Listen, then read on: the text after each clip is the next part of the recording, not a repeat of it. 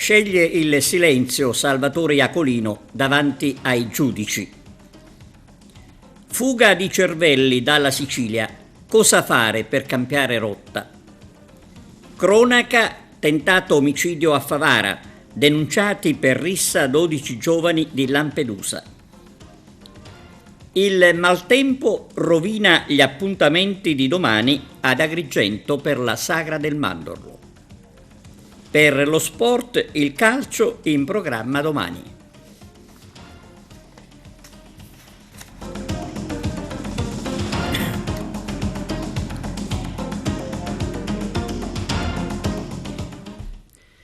Bentrovati da TVA Notizie. L'inchiesta sulla sanità regionale. Salvatore Iacolino davanti ai PM sceglie il silenzio avvalendosi della facoltà di non rispondere. I suoi legali presenteranno al Tribunale del riesame la richiesta di revoca delle misure adottate, tra cui il dissequestro dei 90.000 euro trovati durante le perquisizioni nelle sue abitazioni. Nelle mirino della Procura di Palermo anche una telefonata di Iacolino ricevuta 2 mesi fa dal capo della Protezione Civile Salvatore Cocina. Fuga dei cervelli dalla Sicilia e sarebbe ora di occuparsene seriamente. Ogni anno 20.000 persone, soprattutto giovani, lasciano la Sicilia con destinazione centro-nord. Il 30% sceglie l'estero. Attualmente i siciliani residenti fuori dall'isola sono 844.000. Una ferita aperta che fa male, questa dell'emigrazione dei cervelli. Fa male alle famiglie e fa male all'economia, considerate le perdite in termini di PIL. Il triste fenomeno è stato affrontato a Catania nel corso di una iniziativa promossa dal deputato regionale di Forza Italia Salvo Tomarchio, che ha voluto presentare un pacchetto di proposte normative per invertire la rotta. Le risorse umane, professionali e sociali, ha detto Salvo Tomarchio, devono tornare ad essere patrimonio della nostra terra. Le mie proposte, ha aggiunto, vanno in questa direzione. Veniamo alla cronaca. Tentato omicidio a Favara, dove un giovane ha coltellato alla gola un uomo di 44 anni, ferito gravemente. Secondo la ricostruzione dei carabinieri che hanno arrestato il giovane, un 25enne di Licata, l'aggressione sarebbe avvenuta dopo una discussione per futili motivi in via Capitano Callea. Immediato l'intervento dei carabinieri che hanno fermato l'aggressore, che adesso si trova al carcere di Agrigento su disposizione della magistratura, mentre la vittima è ricoverata al San Giovanni di Dio. 12 persone sono state denunciate dai carabinieri per rissa in 2 locali di Lampedusa. I fatti risalgono al 22 febbraio scorso. I giovani sono stati identificati grazie alla videosorveglianza presente nella zona. Si tratta di giovani tra i 25 e i 30 anni, tutti residenti a Lampedusa. L'intervento dei carabinieri è avvenuto nell'ambito dei servizi di prevenzione e controllo del territorio disposti dalla Compagnia di Agrigento, un lavoro che testimonia il costante impegno dell'Arma nel garantire ordine e sicurezza. Il maltempo previsto per domani ha costretto gli organizzatori della Festa del Mandorlo ad annullare la sfilata e lo spettacolo di domani pomeriggio al Tempio della Concordia. Lo spettacolo si svolgerà al Palacongressi, dove è possibile accedere acquistando il biglietto di 12 euro. Ieri sera intanto al Palacongressi la prima serata del Festival Internazionale del Folklore.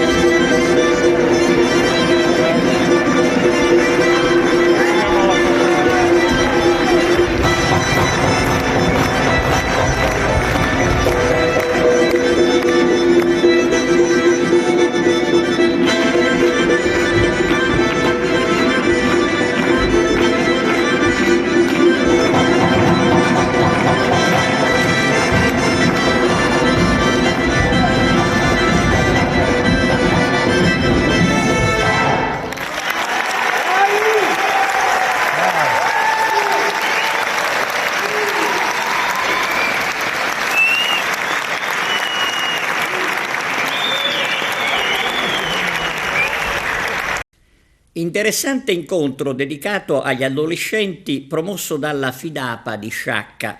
Si è discusso di emozioni, relazioni sane e prevenzione. All'incontro era presente il sociologo Francesco Pira e la ginecologa Karin Amodeo. Ci sono le interviste. Oggi è stato un bellissimo momento di confronto con i ragazzi dell'istituto appunto Tommaso Fazzello, grazie infatti al professore Pira e alla dottoressa Amodeo abbiamo affrontato diversi temi, dalle malattie sessualmente trasmesse alle relazioni sane nei appunto social network. Io credo che appunto anche come Fidapa i momenti dedicati ai nostri giovani sono sempre dei momenti di grande importanza appunto per l'obiettivo di dare a loro degli strumenti utili per poter affrontare anche con maggiore consapevolezza i diversi aspetti della propria vita. È stato un momento di grande riflessione, ma soprattutto di grande confronto con i ragazzi e le ragazze che frequentano il liceo Fazzello, perché abbiamo parlato di come le connessioni sono molto diverse dalle relazioni, abbiamo parlato di come le tecnologie adesso stanno mediando un po' quello che è il nostro modo di vivere e di essere. Quindi un momento di riflessione, ringrazio tanto la Fidapa di Sciacca, la sua presidente, per questa possibilità che ci è stato dato di confrontarci con ragazzi che hanno codici e linguaggi completamente diversi dai nostri. L'intelligenza artificiale e i social network hanno rivoluzionato le nostre vite, però quello di cui abbiamo parlato è cercare di non perdere il contatto umano, gli sguardi, gli abbracci, il bisogno di far sentire l'altro importante e di sentirsi anche importanti. Inaugurato a Palermo il nuovo pronto soccorso dell'ospedale Cervello. Alla cerimonia presente l'assessore regionale alla sanità Daniela Faraoni.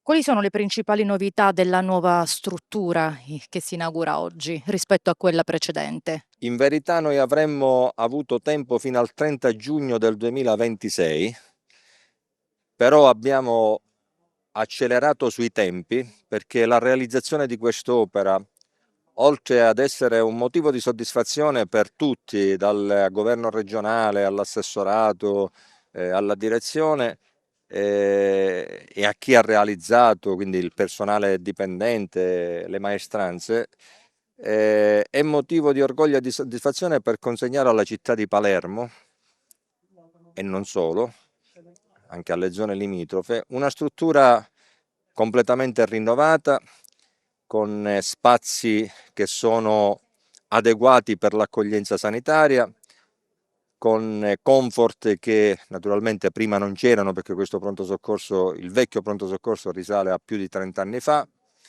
e con una organizzazione sanitaria che speriamo dia risposte efficaci per la salute dei cittadini. Questo è il nostro obiettivo, la nostra mission. Questa sanità si sta muovendo verso una riqualificazione dei propri spazi in maniera assolutamente adeguata, allineata a quelli che sono i livelli di qualità che l'Europa pretende dalle nazioni e quindi anche dalla Sicilia.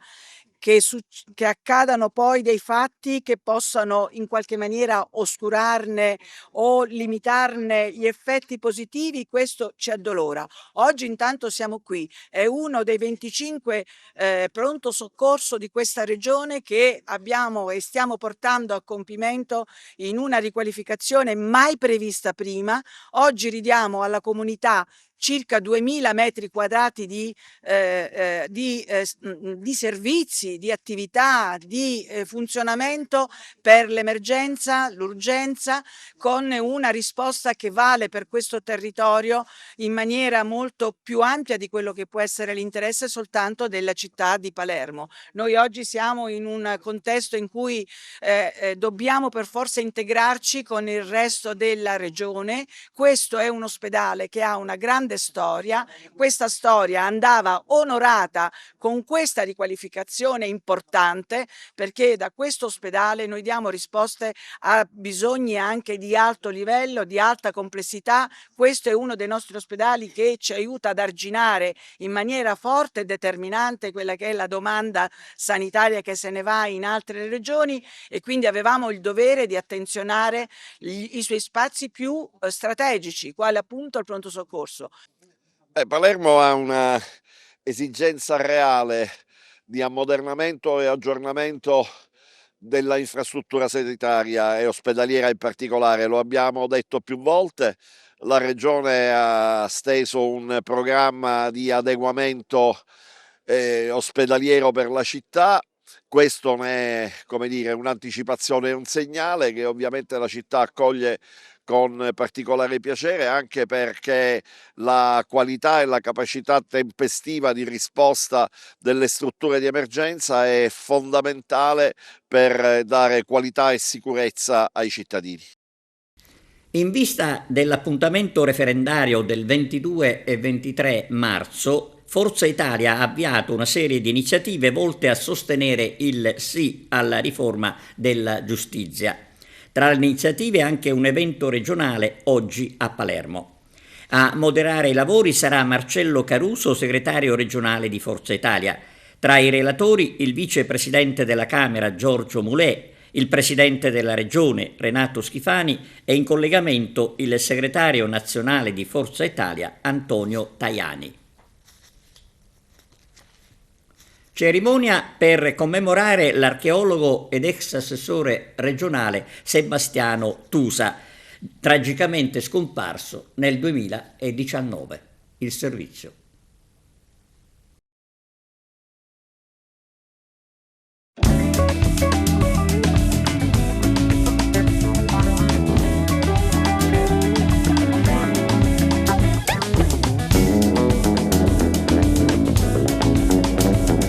Ho avuto la fortuna e l'onore di lavorare con Sebastiano per oltre 30 anni e condividere un'amicizia meravigliosa. Lui diceva che il grano e l'uva erano alla base dell'archeologia, perché senza di quello non ci sarebbe stato il sostentamento per gli uomini, e gli uomini per lui erano alla base di tutto quello che è il mondo dell'archeologia.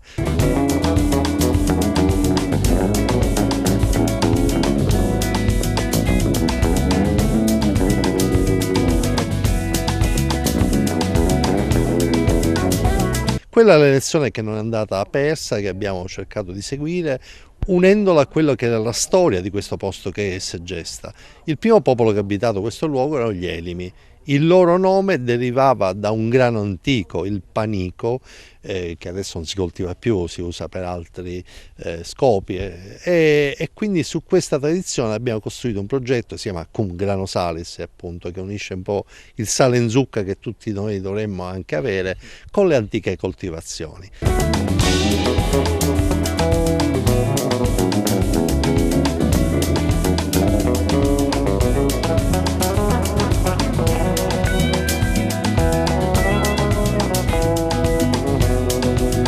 Finalmente questo lavoro. Le immagini del mio collega che in questo istante vanno in onda su questo servizio riprendono l'operatore che sta arando il terreno. Ecco, io ho molto invidiato l'operatore, perché sarei voluto salire io sul trattore quasi come un bambino alla giostra. Ecco, il terreno è stato arato una prima volta, oggi seminato e riarato in maniera tale che i semi vadano in profondità. Speriamo che ancora piova un poco e ci aspettiamo fra giugno e luglio che questi semi di timilia o tumminia, come la conosciamo meglio, germoglino, crescano e ci forniscono la farina che poi diventerà la pasta dei Busiati, nello specifico del parco di Segesta col marchio Elimos.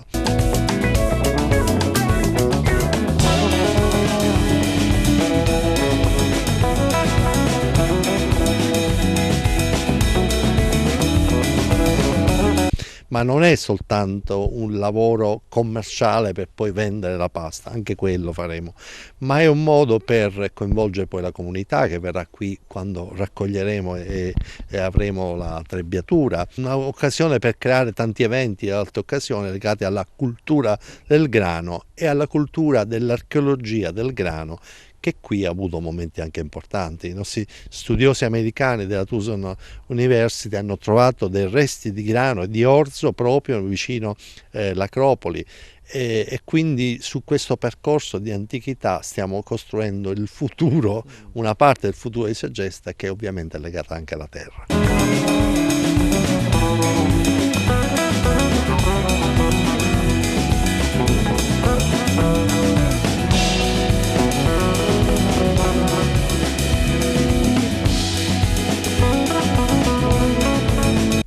spostare questa domanda che è più una battuta. La prima pasta la mangiamo noi. E la prima pasta vi siete tutti invitati ad assaggiarla con noi e speriamo che questo sia un altro aspetto che unisca quanto più persone possibile al Parco Ecologico di Segesta.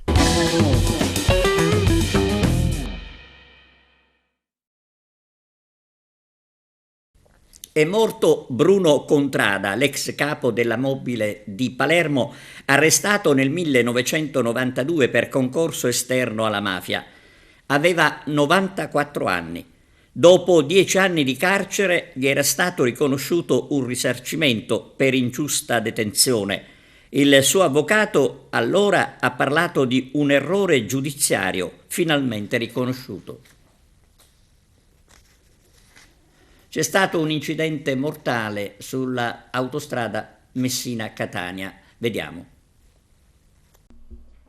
Un tragico incidente stradale si è verificato nel primo pomeriggio di ieri, lungo la strada statale 113, nel territorio di Patti.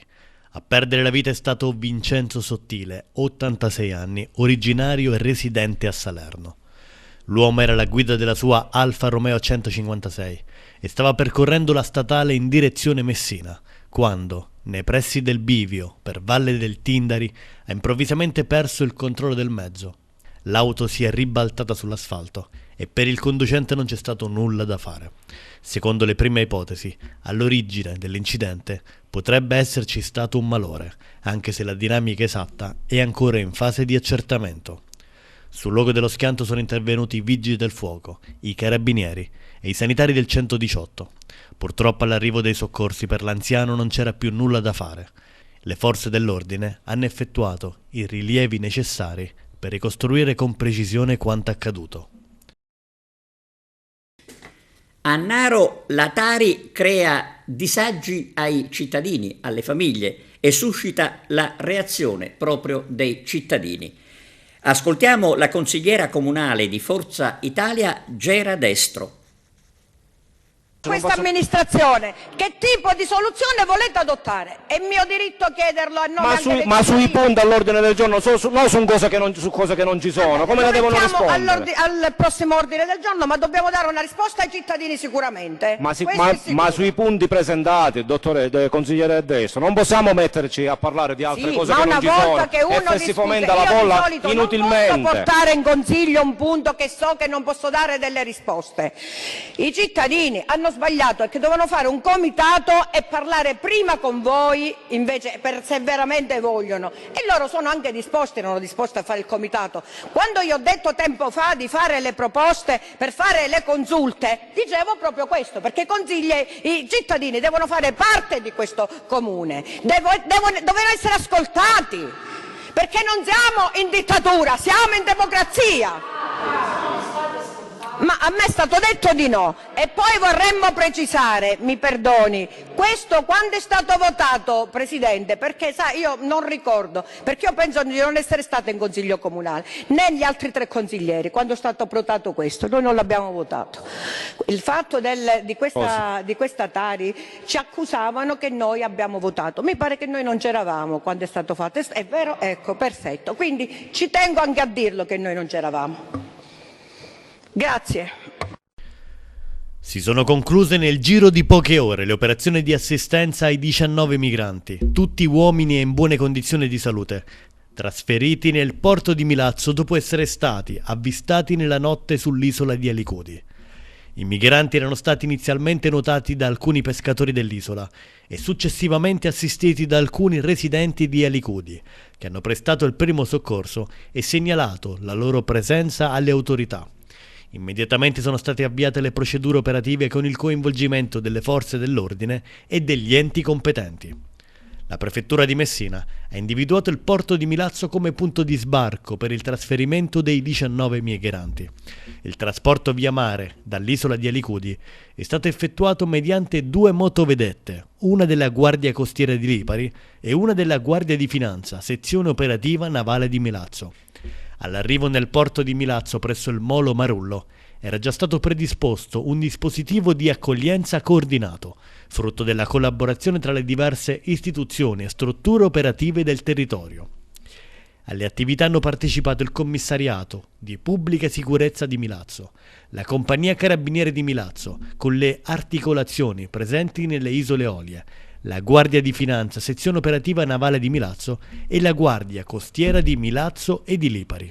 Fondamentale anche il contributo dell'Aspe di Messina, della Croce Rossa Italiana e della Protezione Civile Comunale, con il supporto dell'amministrazione comunale di Milazzo. L'autorità di sistema portuale ha inoltre garantito la piena disponibilità delle aree operative del Molo Marullo, consentendo lo svolgimento ordinato e rapido delle procedure di sbarco e di prima assistenza. Al termine delle operazioni di identificazione e dei controlli sanitari, i 19 migranti sono stati trasferiti a Messina per il prosieguo delle attività di competenza. Siamo giunti allo sport. Domani si gioca Aragona Sport Palermo. Le interviste. Mister Giordano, affrontate lo Sport Palermo, una squadra virtualmente salva, e allora ti chiedo che partita ti aspetti? Sicuramente chi affronta la capolista verrà qua per renderci la vita difficile, però noi al cospetto della penultima gara casalinga e di un pubblico che si prospetta numeroso vogliamo avvicinarci a questo sogno e vogliamo farlo insieme alla nostra gente, perché è un sogno che coltiviamo insieme dal 18 agosto e quindi dopo il passo falso di Marineo, dove comunque la squadra non mi è dispiaciuta per atteggiamento, però al cospetto di una squadra davvero forte, formata da gente di categoria superiore, abbiamo ceduto il passo. Dopo un filotto di 10 risultati utili di fila ci può anche stare, però domenica non ci possiamo concedere ulteriori regali e distrazioni, dobbiamo portare a casa i 3 punti. Quale atteggiamento ti aspetti dalla tua squadra? Atteggiamento caparbio, atteggiamento da squadra che vuole mettere subito le cose in chiaro e che farà di tutto per vincere la partita, per scrollarci. Non l'ho detto mai ufficialmente nelle interviste, ma se domenica vinciamo il sogno eccellenza è davvero vicino, in virtù anche di quelli che sono gli incontri domenica, perché c'è un Alcamo Marineo, un Margheritese Gemini, che comunque sono delle partite molto aperte. Avrai delle assenze importanti, fuori Namio e Zammito per squalifica? Non mi preoccupano, perché la rosa è profonda, c'è gente di qualità e chi li sostituirà sarà un degno sostituto, e sono sicuro che i ragazzi faranno una grande partita. Quanto è importante il sostegno del pubblico, dei tifosi in questo momento? È fondamentale, perché è qualcosa che è un sogno che dobbiamo coltivare insieme. Per noi il pubblico di Aragona è qualcosa che io parlo sempre di connubio, di connessione che si è costruita nell'arco di questi 6-7 mesi. Abbiamo fretta di festeggiare insieme alla nostra gente. Ecco, domenica la motivazione può fare la differenza? Deve fare la differenza, perché noi abbiamo un obiettivo ormai da raggiungere. Non si è giocato mai a carte scoperte per lasciare la squadra sgombra da questo peso, però è chiaro che se domenica vinciamo e il vantaggio sulle inseguitrici rimane tale, a 4 giornate dal termine diventa per loro difficile. Presidente, quanto conta la partita di domenica contro lo Sport Palermo per il vostro percorso di avvicinamento al salto di categoria?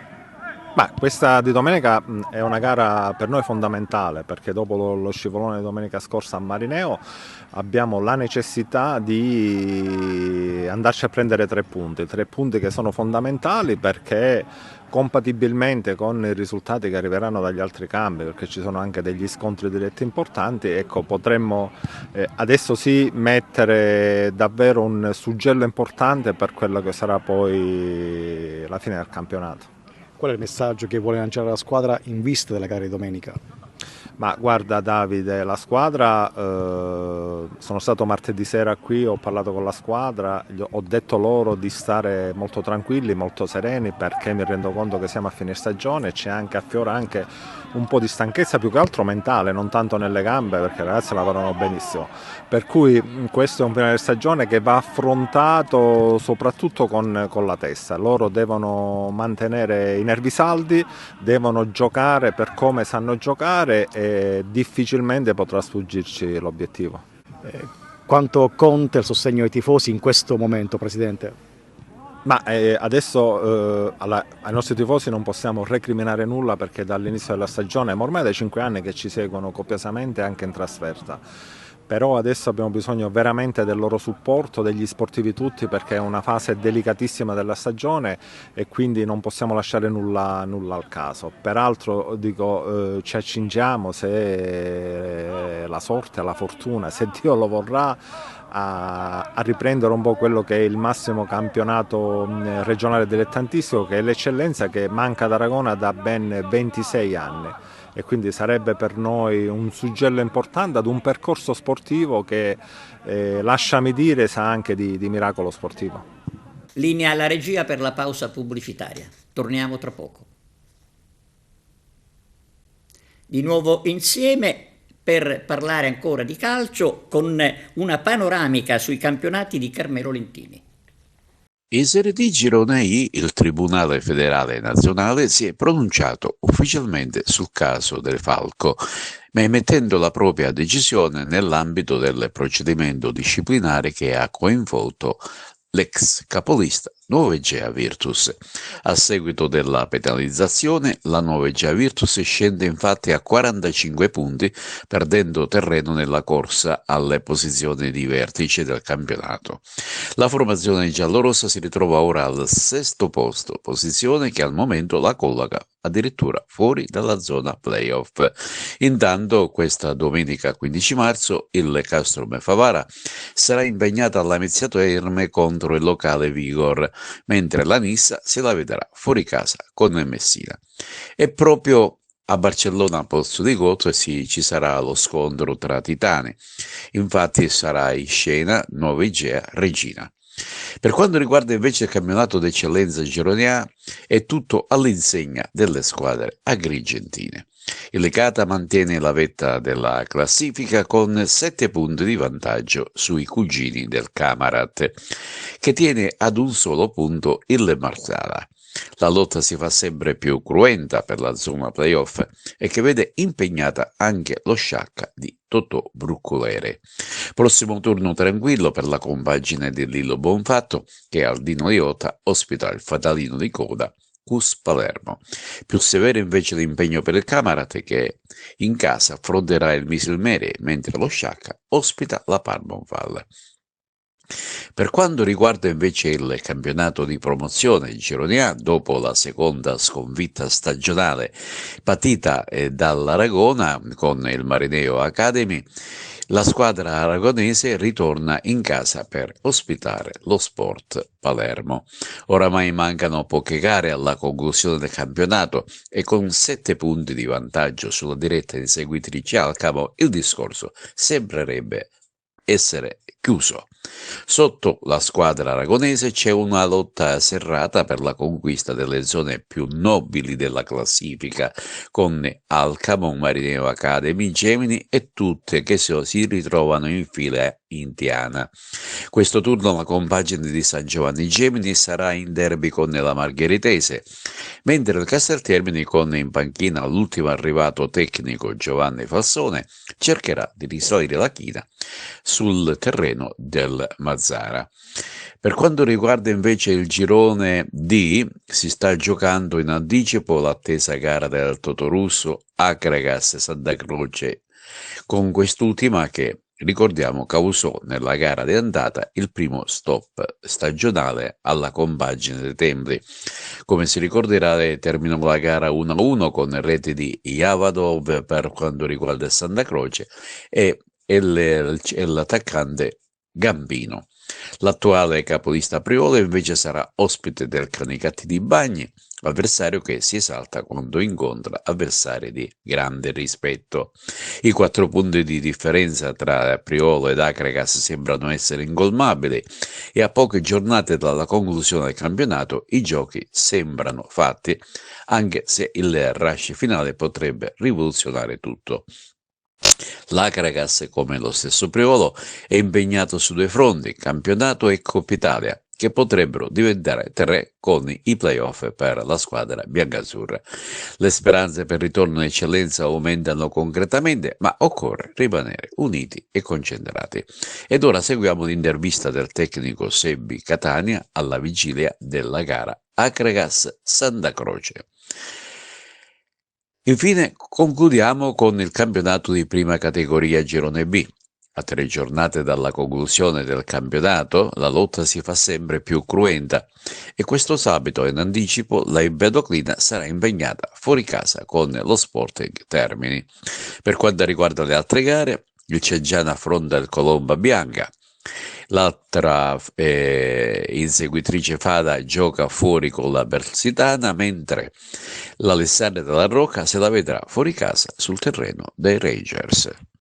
Mister, comincia lo sprint finale di questo campionato, ultime 5 giornate, si comincia da sabato arriva il Santa Croce. Arriva una squadra in salute, una squadra che sta facendo un grande campionato, allenata bene da un mio ex giocatore, e poi la classifica rispecchia quello che poi è l'andamento del campionato del Santa Croce. Sono quarti in classifica, in piena zona playoff. Dobbiamo avere massimo rispetto e molta serenità nell'affrontare questa gara. All'andata fermarono l'Acregas 1-1, fu un pareggio che tutt'oggi nel compito della classifica pesa. Guarda, ma dobbiamo essere anche onesti, come lo siamo sempre stati nelle nostre disamine delle partite fin qua disputate.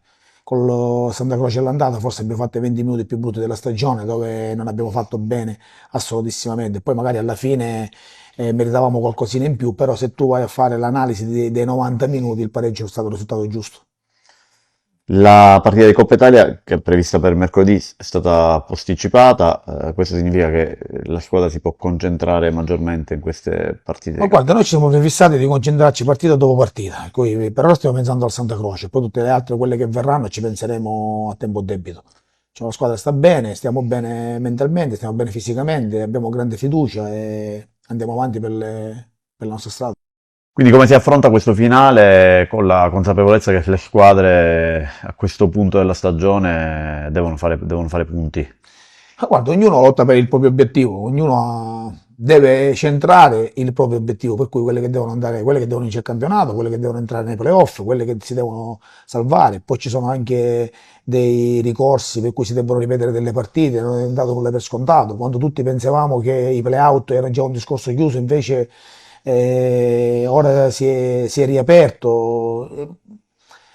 I conti come sempre si fanno alla fine. Io dico che tutti venderanno cara la pelle, come è giusto che sia, per la ricordata del campionato.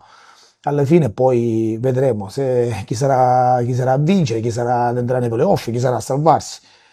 Credo che poi alla fine di un campionato, come è giusto che il verdetto del campo sarà quello supremo, per cui noi lo accetteremo come l'abbiamo sempre fatto. Prima di concludere vi ricordiamo che i programmi di TVA sono visibili in tutta Italia sul canale 268 del digitale terrestre Smart TV, in streaming sul sito www.televideoagrigento.tv. Il telegiornale va in onda sul canale 93 di Video Sicilia alle 15, alle 20 e replica la mattina alle 9.